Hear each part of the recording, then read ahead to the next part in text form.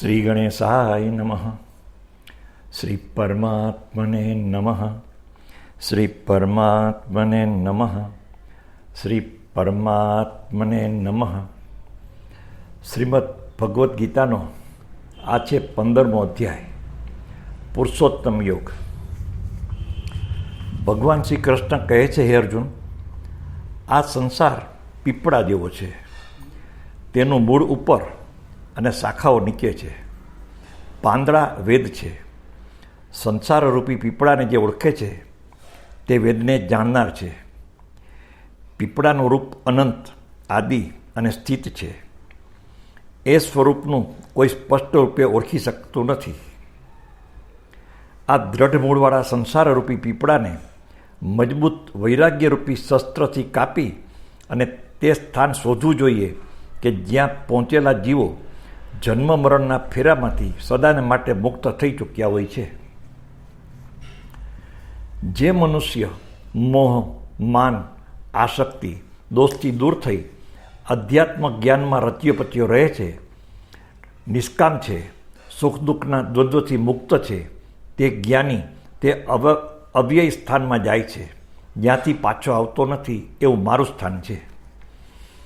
આ સ્થાનને સૂર્ય, ચંદ્ર કે અગ્નિ પ્રકાશિત કરી શકતા નથી.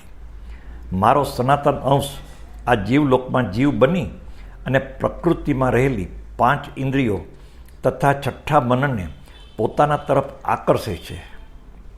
તેને લિંગ શરીર કહેવામાં આવે છે.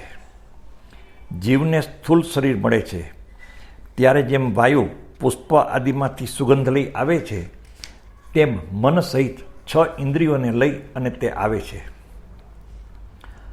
આ જીવાત્મા ચામડી, કાન, આંખ, જીભ, નાક તથા મનનો આશ્રય લઈ વિષયો, કામનાને ભોગવે છે. ભોગ ભોગવનારા ભગવાનને જોઈ શકતા નથી, પરંતુ જ્ઞાનચક્ષુવાળા ભગવાનને જોઈ શકે છે. આ પ્રમાણે જ યોગીઓ પોતાના આત્માને ઓળખે છે, પણ મલિન બુદ્ધિવાળા અજ્ઞાની જોઈ જાણી શકતા નથી. જે તેજ સૂર્ય, ચંદ્ર અને અગ્નિમાં છે તે મારામાં સમજો. હું પૃથ્વીમાં પ્રવેશ કરી પ્રાણી માત્રને મારા બળથી ધારણ કરું છું.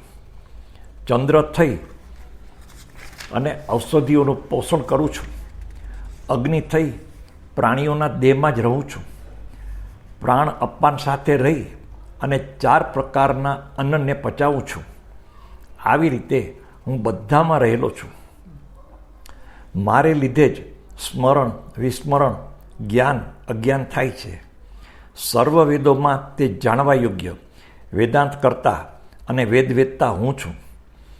આ લોકમાં ક્ષર, અક્ષર અને નાશવંત અવિનાશી 2 પુરુષ છે, પરંતુ પરમાત્મા નામનો પુરુષ તો બંનેથી જુદો છે, જે સર્વને ધારણ અને પોષણ કરે છે.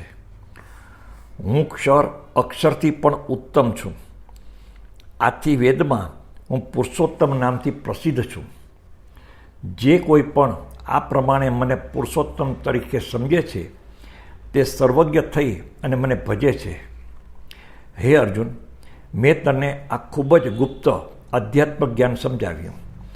આ જાણવાથી મનુષ્ય આત્મજ્ઞાનવાળા થઈ તે પોતાનું જીવન સફળ કરે છે. શ્રીમદ ભગવદ્ ગીતાનો આ હતો 15મો અધ્યાય. આવતીકાલે આપણે 16મા અધ્યાયમાં પ્રવેશ કરશું. ઓમ નમઃ શિવાય.